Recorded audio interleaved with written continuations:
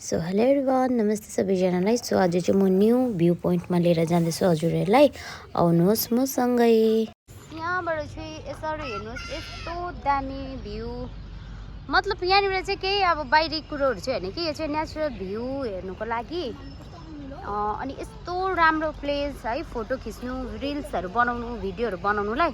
So हामी जाने destination चाहिँ यो हो, यो ब्रिज गएको हामी चाहिँ। राति चाहिँ अझै दामी देख्छ अरे हो, यस्तो मजाको छ। सो गाइस हामी चाहिँ आइपुग्यो यहाँ।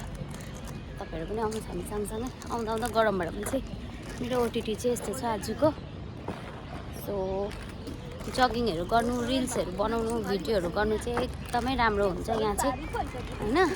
केही नानीहरूलाई लिएर आउनुहरू चाहिँ साह्रो पर्दो रहेछ क्या, हिँड्नु पर्दो रहेछ पुरा। अब बाटोहरू पनि यता र उति अलिकति अप्ठ्यारो हुन्छ। अनि यस्तो दामी पहाड क्या दामी दिएको है। आमामा खतरा भन्दै त। आमामा खाऊ खाऊ अलिक तिमी अलिक वेट बढाऊ। कस्तो अब जस्तो रियलमा जुन देख्छ नि हामीले त्यस्तो चाहिँ हुँदैन क्या। मेरो अलिकति गरिदिनु त दिदी यसरी। गाइस रियालिटी जस्तो चाहिँ हुँदैन। रियलमा चाहिँ यस्तोहरू चाहिँ हेरेर हिँड्नुपर्छ हो। रियालिटी जस्तो चाहिँ हुँदैन। रियलमा चाहिँ यस्तो दामी देखेको छ त्यो पहाडहरू। अनि हामीलाई चाहिँ अब रियलमा भन्दाखेरि भिडियोमा राम्रो देख्छ नि त होइन। तर यो सिनहरू चाहिँ रियलमा यस्तो दामी देख्छ। हजुरहरूले पनि एकखेप चाहिँ भिजिट गर्नुहोस्, तर डकुमेन्ट चाहिँ ओके हुनुपर्छ न त चाहिँ हाम्रो दादाहरू त्यहीँ छ अहिलेसम्म। अनि यहाँ चाहिँ हाम्रो भिडियो गरिदिनु हुँदैछ। हाम्रो दिदी पनि राम्रै भएर आइराख्नु भएको छ। आज कसले चिन्नुहुन्छ हो, उहाँको थ्रुबाट पनि हामीलाई पनि चिन्नुहोस् होला।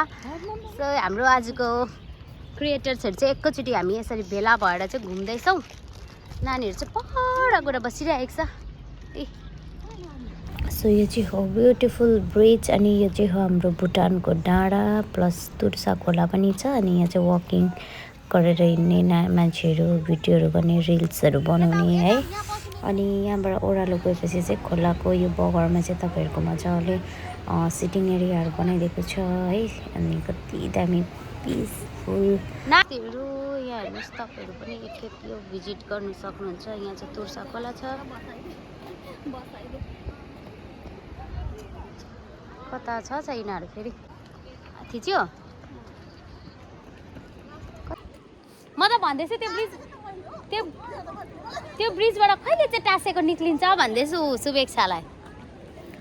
तेरे इश्क में तो यारा झिले मरेले जग्गाहरू छ यसरी मजाको छ है। मम्मीलाई चाहिँ पुरा उयो भइसक्यो होला, जुम जुम लाग्छ होला हाम्रो मम्मीलाई चाहिँ देख्यो भने। सो गाइस आज चाहिँ हाम्रो ब्याड लक रहेछ। खै यहाँको त बत्ती बाल्दैन हो। बत्ती बालेर जाउँ भनेको थिएँ। अब चाहिँ हामी घरतिर लाग्नुपर्छ होला।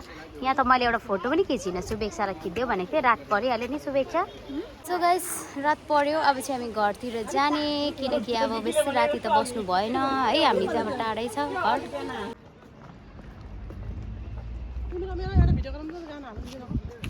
अब अँधेरोमा के गर्ने अन्त, अँधेरोमा चाहिँ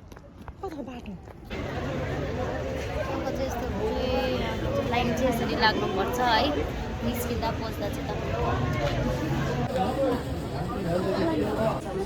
गर्नु दिन्छ होला, त्यहाँभित्र चाहिँ गर्नु दिँदैन। यहाँ